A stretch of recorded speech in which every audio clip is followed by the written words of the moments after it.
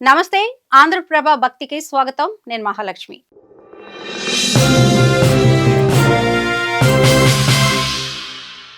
హిందువులకి సంక్రాంతి అతిపెద్ద పండుగల్లో ఒకటి.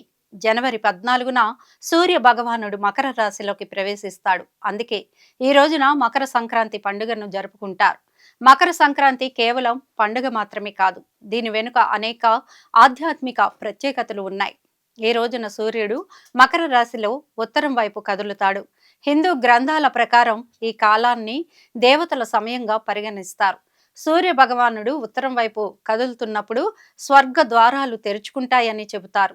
ఉత్తరాయణ కాలంలో మరణించిన వారు మోక్షాన్ని పొందుతారని, దక్షిణాయన సూర్యుని సమయంలో మరణించిన వారు జనన మరణ చక్రం గుండా వెళ్లాలని నమ్ముతారు. పండుగల సమయంలో మరణం ప్రాముఖ్యత గురించి తరచూ గందరగోళంకి గురవుతూ ఉంటారు. మకర సంక్రాంతి నాడు మరణం ప్రాముఖ్యత ఏమిటని ప్రజలు తరచుగా వెతుకుతూ ఉంటారు.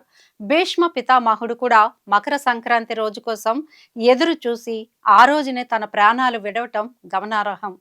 శాస్త్ర పండితుల అభిప్రాయం ప్రకారం మకర సంక్రాంతి లేదా సూర్య భగవానుడి ఉత్తరాయణంలో ఎవరైనా మరణిస్తే వారి కోసం స్వర్గ ద్వారాలు తెరిచి ఉంటాయి. మకర సంక్రాంతి నాడు మరణించే వారి ఆత్మలు అత్యంత పుణ్యప్రదమైనవిగా పరిగణిస్తారు.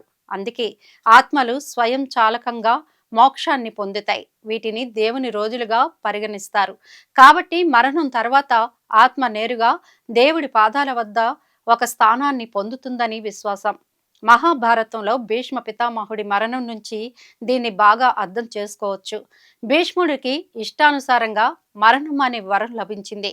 మహాభారతం 10వ రోజున అర్జునుడి బాణాలు భీష్ముడి శరీరాన్ని తీవ్రంగా చీల్చాయి. దాంతో అతను యుద్ధ భూమిలో గాయపడి పడిపోయాడు.